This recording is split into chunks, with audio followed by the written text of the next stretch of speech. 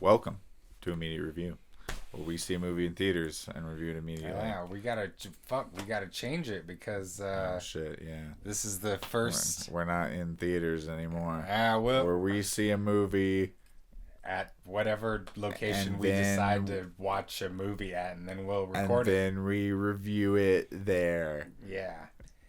Yeah, theaters are We're- closed right now, so here's our first. We didn't think about this before we started. All right, we just watched Peter Jackson's King Kong. Yeah, the 2005 version. It's the 15th anniversary, and we just saw the original film the other night. And we love Peter Jackson, and we were like, hell, might as well compare them. And so I've seen this movie a bunch of times. I saw it in theaters when it first came out. I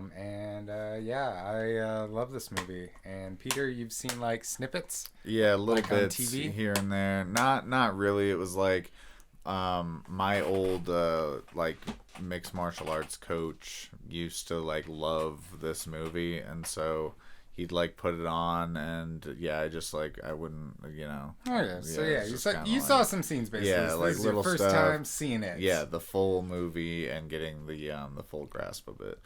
So yeah, what'd you think, man? I definitely understand why I hadn't been able to make it through it before. Because, like, without seeing the original, I had, like, no context of, like, what was going on. There's no real comparisons that I can make to anything. I didn't know what to expect. I thought it was, like, you know, like, I mean, I compared it to Godzilla, you know. I thought it was just, like, this, you know, giant monster, like, creature feature thing. And when I was younger, like 3-hour movies was just like no, like in Unless 2000, it's Lord of the Rings. yeah, it's like in 2005, it was like no, there was no way I was gonna watch a 3-hour movie about a giant monkey. You know what I mean? Like Ape. I know I was wrong in Ad Astra, but I'm right this time. God damn it! yes, technically you are right, but it's a giant ape, so it would be different. But yeah, either way.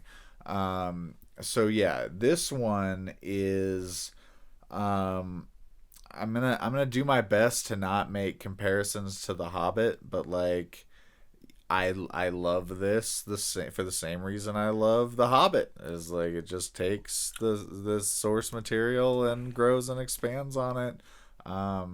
Hate on me if you want, but yeah, that's how I feel. And yeah, I feel like it does a really good job of just taking all of these different aspects and just improving on them in the sense of kind of making them more modern, but also just more real and believable. I think it's important to say for anybody who doesn't know that the original King Kong is Peter Jackson's all-time favorite movie, and is like his biggest influence. And so yeah, it's like. He wasn't just some hired dude. He fucking really loves King Kong and knows the movie well.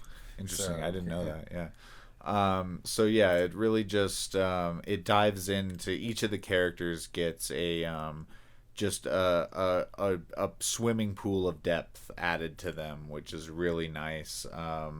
You know, I think Jack Black does an excellent job of not being Jack Black and being like a unique character. A lot of people dislike him in this. Yeah, movie. I thought it was great. I thought it, you know, he's not doing the, you know, standard, you know, Jack Black. You know, like Some people still see that though, and I mean, there are aspects. He does of it, eyebrow like, raises and stuff too, but some people just, you know, they this was in 2005, man. This was like the height of like School of Rock, Nacho Libre, or I don't think Nacho Libre was out yet. Saving Silverman, and all the Jack big Black was in his movies. prime. It's like I feel like if he were to do a role like this now, it would be a lot more embraced. You know what I mean? Yeah, it'd be like because I mean, the comic taking on a serious role, but when it came out, it's like. People are not having it, and people just can't see him as anything but Jack Black. Yeah, I don't know.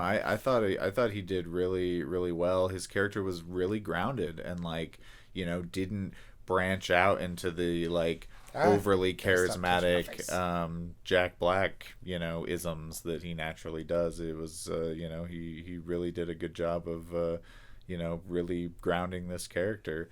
And yeah, I loved how it was different from the original. The original just kind of has he's just this rich filmmaker who's going to do this thing, and he's got all the money, and there's nothing stopping him, and there's no consequences. And in this one, he's like, I've got nothing to overcome, boys. Yeah, it's like this one, he has a ton to risk, and he essentially he's got steals the up boat. His ass, he's conning people. And And the girl is a vaudeville dancer and performer. Yeah, she actually isn't just like some random girl at like a soup kitchen or something. Like Fay Ray's an icon, but like and the fact that she's there at the burlesque house makes perfect sense. Just like go take the money, which is exactly where vaudeville went. It's actually super funny. The play that I just did is about the death of vaudeville and vaudeville moving into burlesque. It was so funny to see that was the direction he took, because that's actually what happened. Yeah, and it's super, super cool. And yeah, just like their interaction and, how they made Jack the Rider, how they... Jack Driscoll, not Jack Black. Yeah, that's important to note. And how they kind of had this shtick of their film crew was filming the original movie from 1933. There's a few scenes where they shot that. I thought that was really, really cool. Little meta commentary and whatnot. But yeah, the biggest difference to me was the way that, obviously the way that they did King Kong. Obviously Andy Serkis motion captured him and whatnot, but the big difference that I noticed was like they focused on giving him like a semblance of humanity. Yeah. And they like, because that didn't really exist too much. He was kind of just a big monkey. And he dies at the end, and they're like, it's all just a story. It's all just to make this guy famous. Where this one, the ape and really build a kind of complex relationship, and there's like a lot of layers to it. And it starts off as she's kind of just trying to survive, and then eventually she kind of sees the humanity. And wants to leave, but at the same time is like, fucking don't hurt him. yeah and it's especially at the end, it has this kind of, because I've heard commentary from like I'll just say certain types that are just like, oh yeah, Peter Jackson's King Kong, the girl's like she's in love with the monkey dude, and it's like I can see like where they get that thought, because there is this like connection that they have. But the scene that I think what they're thinking of is like this romantic kind of when they go to the park and they're like ice skating before skating and stuff. That to me didn't seem like, I didn't get the vibe of like that they were in love essentially, like because all of this happens right after he attacks Adrian Brody in the car, and he looks at Adrian Brody like kind of on the ground, and he like realizes, he's like, oh shit, like I've done this to a lot of people, I'm in a place I don't recognize, I'm gonna die, they're gonna kill me for this, I did this to this person, they're gonna kill me.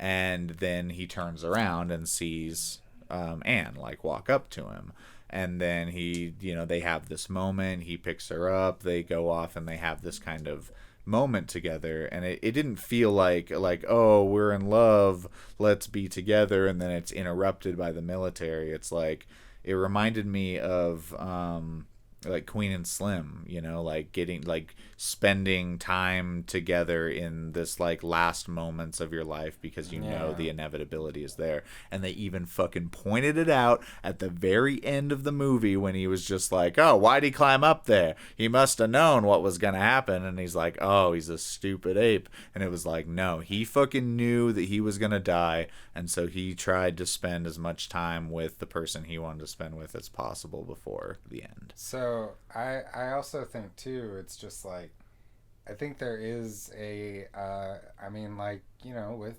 people and their pets, who hasn't fucking taken their dog out to the park and frolicked Yeah. Yeah, I mean, exactly. it's basically if your pet was fucking gigantic and held you instead Yeah. of you held them. Clifford the Big Red Dog situation or but something. But yeah, it was like it but was beautiful. it Like I don't know. and yeah, and in the original film, it's just like, it's just she's constantly just like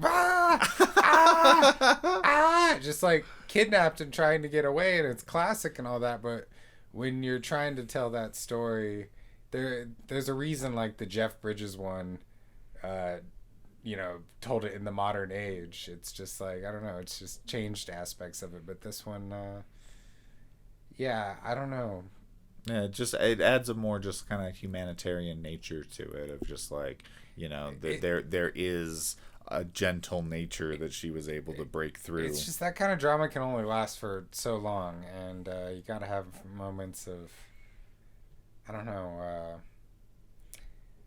I guess hope and humanity in the movie as well, because there's always like Carl Denham's kind of the antagonist as well. Yeah, like yeah. it starts off, you think Kong is the antagonist, if you don't know the story well. I mean, I guess in the original he is. Yeah, no, he definitely Yeah, is. he is, and yeah, I don't know, and they kind of make him the protagonist by the end of it, which is cool. And well, and they give you like that fish out of water aspect too of like he's in a place that he doesn't know, and he's like because in the first one it's like flash photography and like he sees the girl, but in this one he doesn't see the girl and he like freaks out. So it adds like, it still takes him a while. it's a subtle thing, but it adds like it's more of like, oh, she's not there, like is she in danger, where is she, more than like, oh, it's her, I'm gonna attack again, and all of that. But yeah, More water. I just I enjoyed it. I enjoyed it a lot.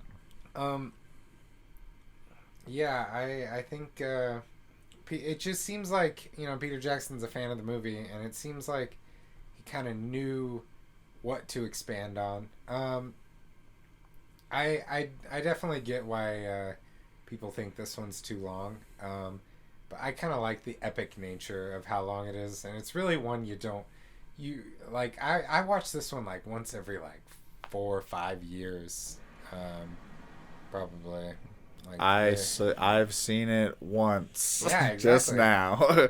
But in terms of like pacing, I even commented while we were watching it. It was like, I thought it was very well paced. I thought that everything that was added and lengthened was a worthy addition, and kind of just expanded the world a little bit more. There was some stuff we talked about like logistics and things like that of how they got the monkey onto the boat and things like that. But whatever, dude. Jesus fuck. But yeah, regardless, I thought that all the expansions were worthy. What are some other good ones to note on? So, and we talked about vaudeville and stuff. Carl Denham, Jack Driscoll as a writer instead of the weird the other guy being cast and being one of the actor. They expand on the crew. In the original film, it's just like one director and he needs an actress, and like the director's got his actress he films, and he's gonna see something else. And in this one, I mean, we meet the sound designer. Every member of the crew is there. Mm-hmm.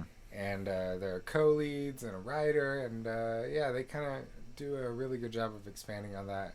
Andy Serkis as Lumpy the cook. Yes, Gotta hilarious, super great role.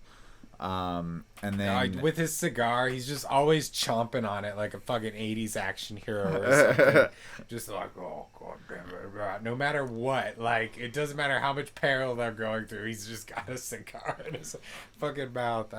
I love like this. The movie has like a tasteful amount of cheese. Like it's just enough to feel just a little bit like a classic movie, but not too much. Not full on. Yeah. And yeah, I liked the difficulty that they had getting to the island, because I know that the original has some lost footage, but there was like they actually like move into the fog and like crash into the island, and like the tide starts pulling them all sorts of different locations and whatnot, and then they just so we actually get to see the struggle of going into an island area that has never been discovered before, which would be a challenge. And then they kind of less expand on the whole tribe and whatnot. We don't get a translator or anything like that. We get this like amazing horror sequence. Yeah, he basically goes full cannibal holocaust. Yeah, like it is very, very well done, incredibly well edited. Just like everything is like well thought out. Whenever we are like our heroes are like losing, it's like slows down and is like the frames are more still and kind of like choppy, and then when our heroes are kind of more in control, it's normal speed, and then they have like the epic shot and then slow-mo fallback. It's it's so good. No, yeah, that sequence is really well done. And I hadn't really if you don't know, Peter Jackson's early films, he started in horror movies. And once in a while, he gets an opportunity to tap into that. And I never really noticed just how much, like, that sequence is basically like a grindhouse fucking cannibal tribe movie. Some people are kind of mad that, he kind of went with, like the crazed native trope. But I feel like in adapting the 1933 novel, and it's kind of, I don't know. It worked for me. I thought it was good. I think it works too, because it's like when they get to the island, they need to face an antagonist. They can't just get to the island and be welcomed with open arms. No, hey, how's it going? You looking for Kong? No problem. Or even like a translator scene. It kind of. The movie, at that point, it had been going on for an hour, and there hadn't been a single action sequence. And just like, whatever, it's stereotyping or not, it's like, it narratively works really well, and it's well done. Yeah, and in Peter Jackson's one, it's like, they're like crashing into stuff, and their boat's going all over the place, and they finally manage to get and dock, and they get there, and then they just like they see this like kid standing in the village, and it just like action just like, and then they gotta like run from the village once they get there, and they're getting there, and then the thing's like jumping over the rocks. It's just like constant action. And it doesn't need to have this like, oh, we got to the island. Yeah, they're doing some sort of ritual. Pull out the camera. Let's film it. Oh, they've spotted us. Come out, everyone. Everyone, come out into the main and show yourselves. And then we have this. They see the golden woman. Oh, they'll trade 6 of them for us. Oh, he says they'll trade 6 for 1. I don't think we'll do that, but it's not for sale. But yeah, and then they kind of just like, the deal's off. We'll come back tomorrow, and they just like, we'll saunter off. It's like, I think that the way Peter Jackson did it is much more realistic for an island that no one has ever visited before ever. Yeah, and just, scary and freaky. And, and so when we get to Kong, Andy Serkis, he kills it. It's a practice round for him playing Caesar in the future. Overall, I think the biggest flaw of the movie really is just there's a lot of CGI that does not hold up. A lot of like the Brontosaurus sequence, especially the CGI in that doesn't hold up very well. Yeah. And there's just like some scattered moments where just the CGI does not look good. For a 15-year-old film though, I guess it looks fine, because it looks better than Revenge of the Sith that came out the same year. I'd say Kong looked really good. Besides like some of the like city sequences, like his reveal on the stage, he didn't look too great. but the stuff where he was on top of the building, he looked really good. Oh yeah, yeah. It was mostly trying to blend him into a, like, if he was him in a CG background, it looked great. But if it was him in like a practical background and they were trying to, yeah, you could tell. Yeah, there were a few times where they used model. They use a lot of models in this, and like the cliff where Kong is, that's a miniature, and so they filmed the miniature and then CGI'd Kong in, and yeah, you can tell that that's real and he's not. Um, yeah. But overall, I've seen way worse. Like Hellboy 2. Um, but yeah, I really think it's it's really impossible to say, if one's better than the other with the 2005 film and the 1933, because they're just so different and came out at such different times and used totally different technologies. But if I have to say, well, and one is like literally its mission was to like directly improve off of the other. So it's kind of hard yeah. to say that like one Well, is, one's a pioneer yeah, in filmmaking. exactly. The other is a fanboy making his ultimate movie. Yeah, I think that Peter Jackson's is funner to watch. It's better paced. It's like it feels like a more of like an epic tale, where the first one is just like I think just a marvel of its time, and like just what they were able to do with film styles with what they had was groundbreaking. And like what it was, what'd you say, like 5 years after talkies had been around, Yeah, yeah. this movie comes out. It's like, if you guys haven't seen it, check it out and just like try to figure out how they did that shit, because like it's crazy. Like they have some incredible techniques that they use back in the day. Exactly, and we kind of mentioned that with practical effects versus CGI is you know both films have practical and CGI effects that don't hold up as well, but with the practical ones it's still like, how the fuck did they do that, and wow, I can't believe they did that. But with the CGI ones, we're kind of just like, CGI doesn't hold up, like, doesn't look great. I don't know. It's kind of, the remake in a way is a testament to just the power of practical effects. But the CGI in King Kong isn't horrible. But yeah, I think comparing the films, when I watch Peter Jackson's, I love the story, and I'm kind of like, when we were watching it, I kind of wasn't into too many of the action sequences. I think. I think the ones he does in like Lord of the Rings and The Hobbit are way better, and Christian Rivers, I know, did a couple of them, and yeah, I think in terms of overall, like, Peter Jackson loves to have elaborate action sequences, and a lot of people hate him for that. I love him for it, but yeah, King Kong doesn't have my favorite ones for sure, and so I think I really love the story and the emotional beats, and kind of the actions. Just, it's kind of whatever for me, give or take. But in the original film, the story and the emotional beats are really whatever for me.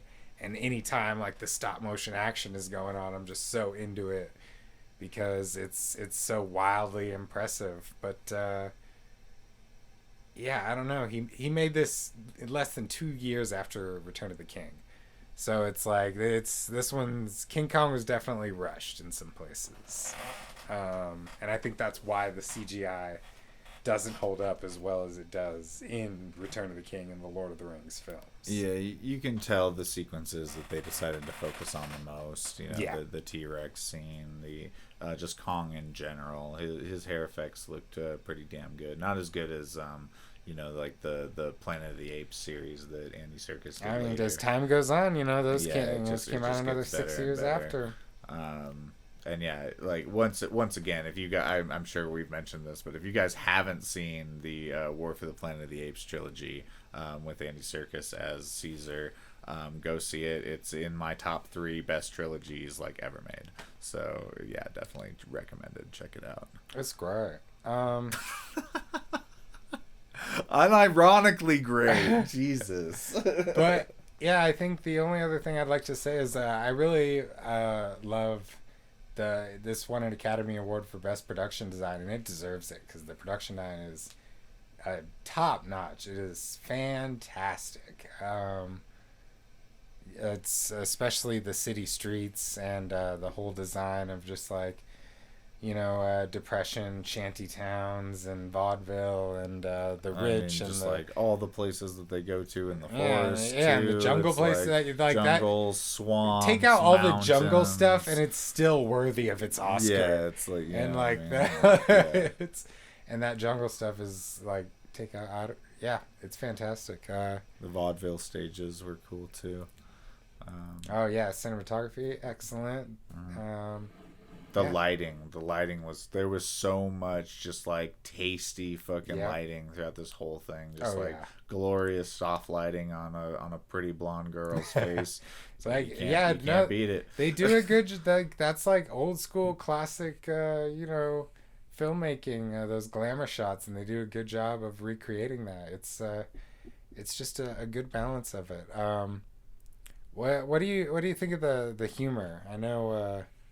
I think that's one other thing. Yeah, some people think it's a bit too humorous.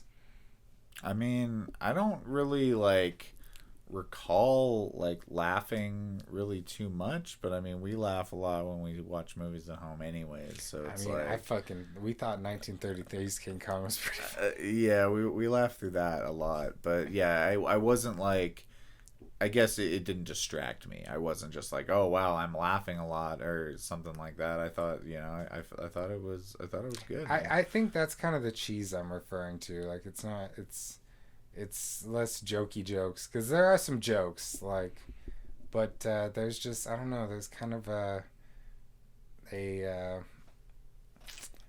can't explain it. Everyone's just sort of just kind of perfectly cheesy. I don't know. I mean, it wasn't like I said, man. It wasn't distracting to me. Like I didn't, I didn't have a moment of just like, oh, like that was super cheesy or like that was, like bathos or whatever.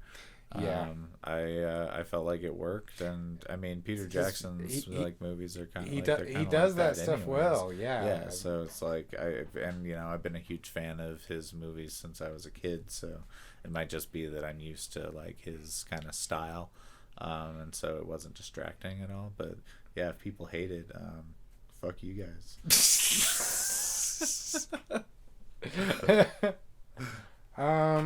So yeah, King Kong, awesome. If we don't know yet if we're gonna be doing the Kongathon, Yeah. Because we reviewed 2 of these. If you want us to, Yeah, we'll put these up and see how you guys react. yeah, to them, and if you see want us to review more King Kong movies, let us know because Godzilla vs King Kong might be coming out this year. Actually, we don't know. It might get postponed. Yeah, if you want more King Kong, hit us with them likes and subscribe and comment that you want King Kong. It'd be Godzilla vs King Kong, the Japanese '60s film, the King Kong 1970 version with Jeff Bridges and Jessica Lange, and the newer one, Kong Skull Island, with Sam Jackson and Brie Larson and Tom Hiddleston and a bunch of other people who are in the MCU. Wait, Brie Larson? Yeah. Oh, God. Later.